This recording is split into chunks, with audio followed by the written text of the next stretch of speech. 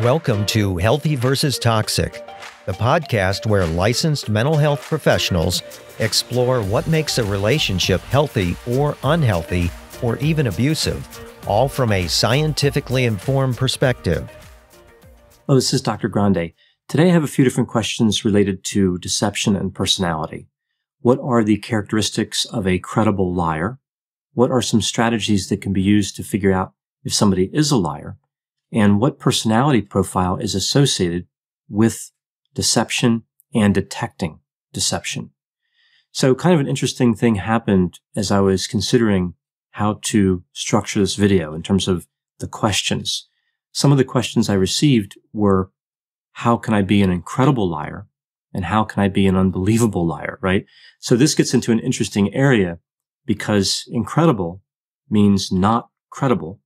But another definition would be amazing. And in a sense, the same thing happens with the word unbelievable. Unbelievable means something that cannot be believed, and it also means amazing. So there are a lot of words that mean amazing. So in terms of how to be an amazing liar, that question has a clear direction to it. But how to be an incredible liar or an unbelievable liar really depends on what you mean by incredible or unbelievable. Of course, I assume that most people mean amazing, and that's how I took the question. But it's just interesting to think about those two definitions of like incredible, for example, and how in this situation, they kind of mean the opposite thing, right? You have not credible, a not believable liar versus a proficient liar. So either way, I found that interesting. But moving on, we see research has repeatedly demonstrated that people are not good at detecting lies, even though members of certain professions overestimate their ability to detect lies on a regular basis. For example, research indicates that police officers, judges, and mental health professionals believe they have superior abilities for detecting lies, even though their ability level is the same as the general population. The overall accuracy of lie detecting is only slightly better than chance, 54%, compared to, of course, 50%. Some studies show that people aren't even that accurate in detecting lies, not even up to the 54% level. As it turns out, the ability to detect lies actually has little to do with the person trying to detect the lies. It has much more to do with the quality of the person who is lying. Now, the average number of lies told per person per day is between 1 and 2. But the average doesn't really give you a good idea of the distribution. The majority of lies are told by a small number of prolific deceivers. So a very few people tell the vast majority of lies. Another issue when it comes to deception is the nature of the lie itself. Lies rest on a continuum, in a sense, from less severe to more severe. On the less severe side, we see the white lie, used to facilitate social situations, like telling somebody their hideous shoes look good on them, or you think their recent purchase of an expensive automobile was a smart move, even though their financial situation doesn't warrant that type of purchase. Moving across the continuum over to the more severe end, we see exaggerations, concealments, embedded lies, and then fabrications, the most serious type of lie. Fabrications are typically designed to protect the liar, although some of the other types of lies can do that same thing. An example of a fabrication would be if somebody told a story about how they went on a vacation to an exotic place, even though they never went at all, right? So the whole thing's just made up. Usually the most interest in the area of research is in this fabrication type of lie, as opposed to the other types of lies I talked about. So we can think of the liar as the sender. And every time the sender lies, there's going to be a receiver. Someone's proficiency at lying, as well as their frequency, may vary based on who they're lying to. We know that people tend to lie more to casual acquaintances, as opposed to people with whom they are close. Every time a person lies, there's also going to be a medium. There's going to be a way that they transfer that untruth. For example, some liars prefer to send messages online as opposed to face-to-face conversations or talking over the phone. And this brings us to strategy. Liars also tend to use a variety of techniques. For example, not communicating too much information, saying only what somebody needs to say and not adding a lot of extra material. Staying close to the truth, so only deviating a little bit from the truth when crafting the lie, and embellishing stories with unverifiable information, so making it so somebody really can't falsify their narrative. So we see this one particular study was published that really looked to explore the areas that I just talked about. Now I'll put the references to all the articles I used in the description for this video. But talking about this one study, we see they sampled 194 participants to get an idea about sender strategies, the types of lies told, the frequency of lies, and other information. The participants told an average of 1.6 lies during the last 24 hours, but the 6 most prolific liars told about 38% of the lies. 39% of the participants reported that they didn't lie at all in the past 24 hours. Now we see higher reported self-deception ability was associated with telling more lies, and it predicted telling lies to friends and colleagues, but it did not predict telling lies to authority figures, employers, or family members. So again, we're talking about self-reported deception ability, people who are saying that they believe they're good at telling lies, that they're proficient at it.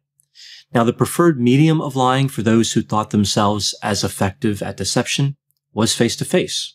So that's a little surprising in one sense because there's always this concern about nonverbals being picked up in a face-to-face conversation. But either way, those that believed they were good at lying preferred face-to-face.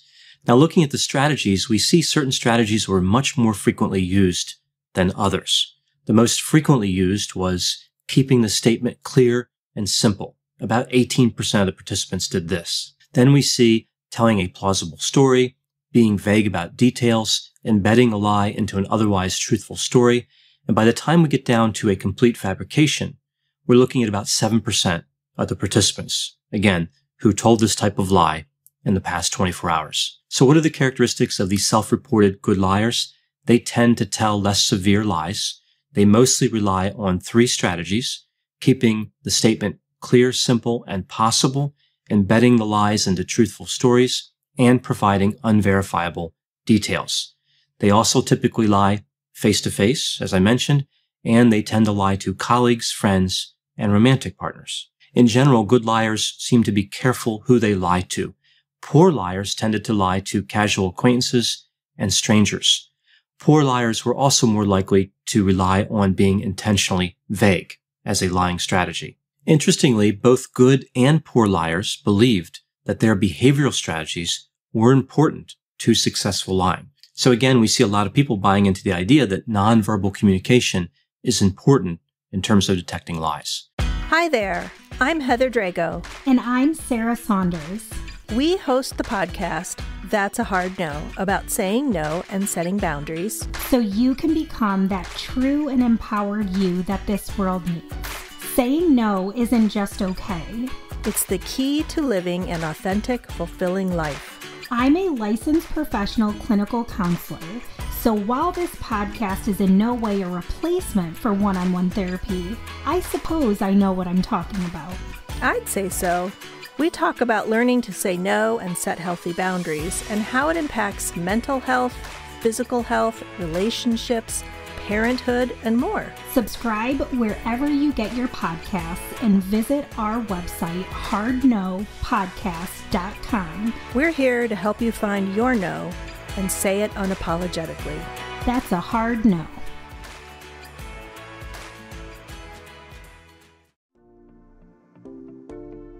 Welcome to the Bravery Academy. My name is Emma Ferris and I'm your host.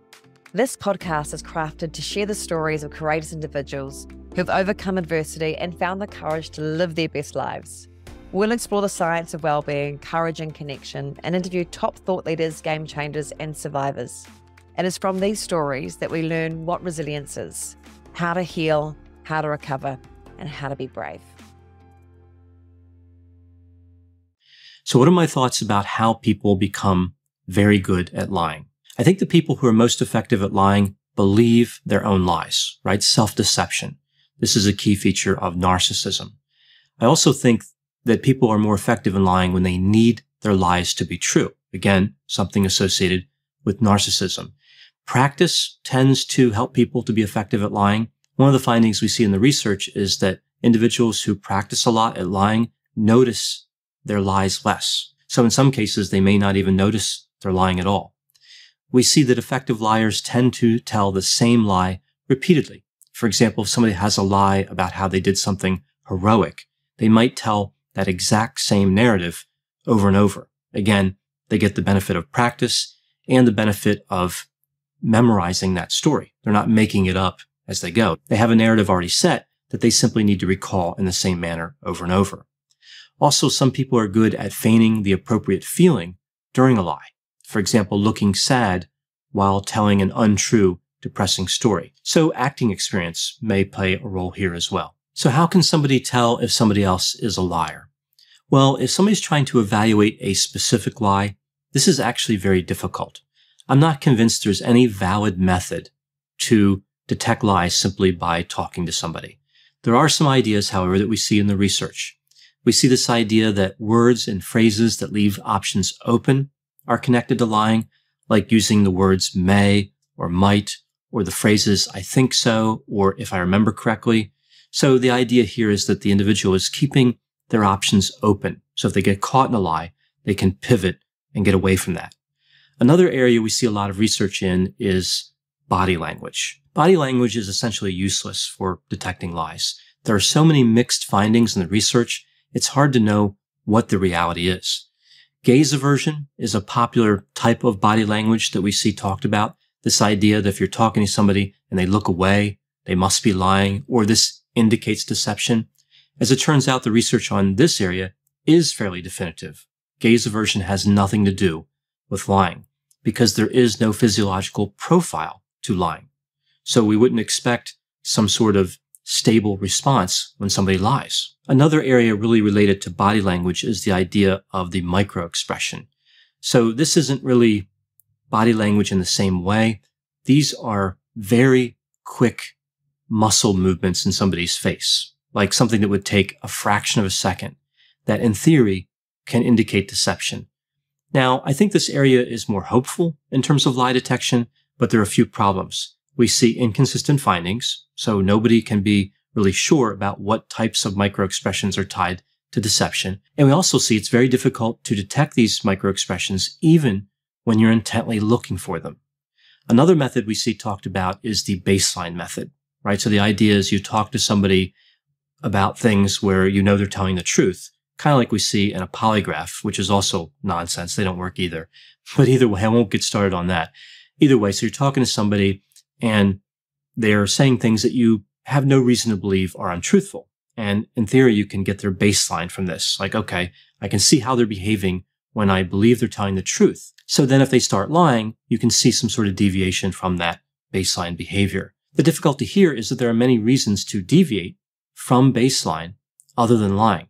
Also, pathological liars lie all the time. So their baseline behavior is the same as their lying behavior. So an interesting theory, but it's just not supported by the research. Does anything reliably help with lie detection? I've talked about a lot of areas I think have failed in terms of detecting lies, but what about something that would really work?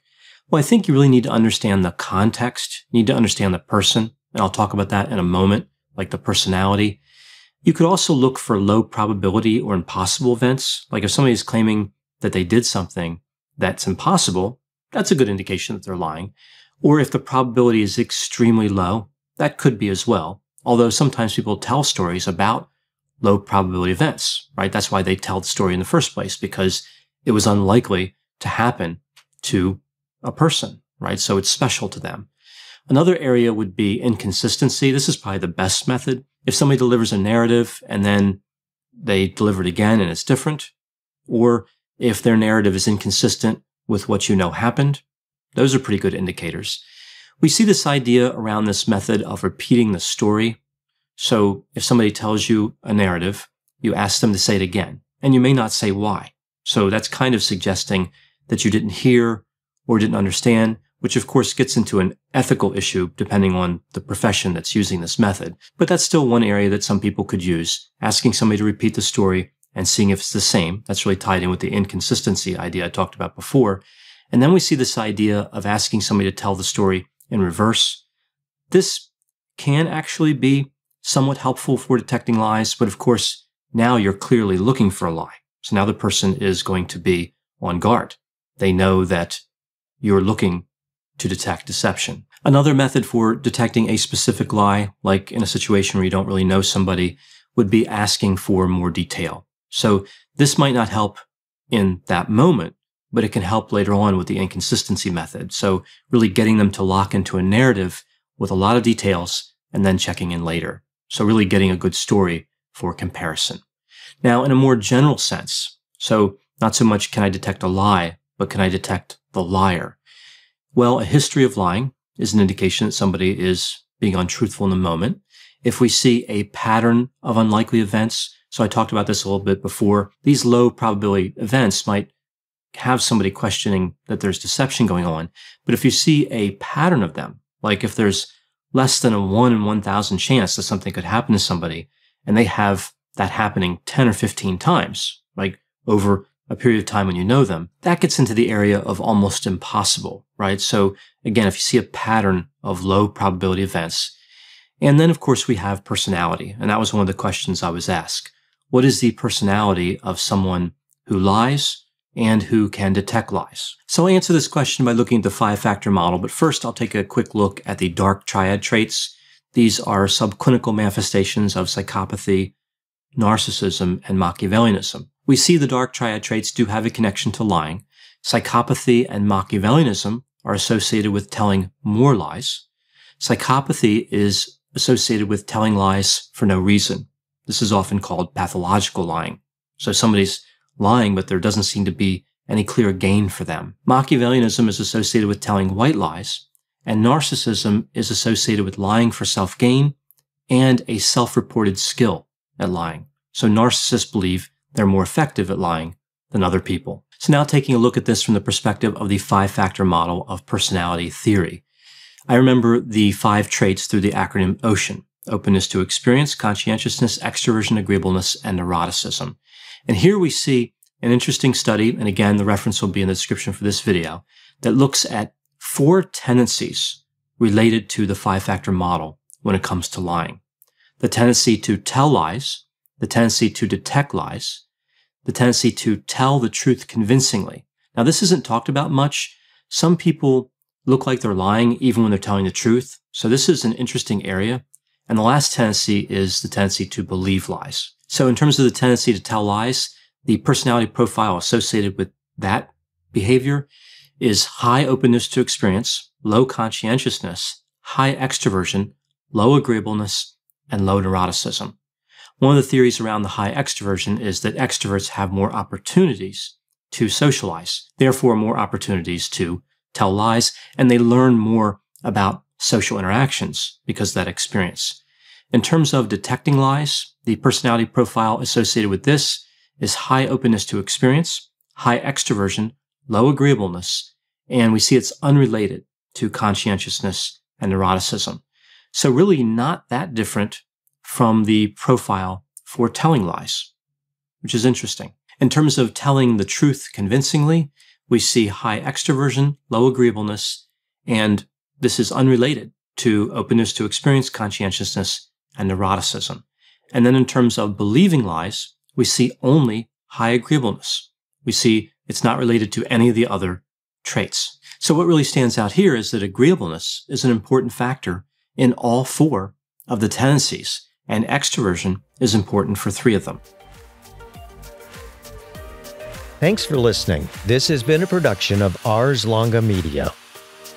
The producers for this show are Christopher Breitigan and Madison Linden. The executive producer is Dr. Patrick Beeman. For more content, please visit our website at arslonga.media. To leave feedback or suggestions, send an email to info@arslonga.media. To find more content from Dr. Grande, including a link to his YouTube channel and his other Ars Longa podcasts, visit our website at arslonga.media. This podcast is intended for informational purposes only and should not be construed as medical or mental health advice. Ars Longa, Vita Brevis.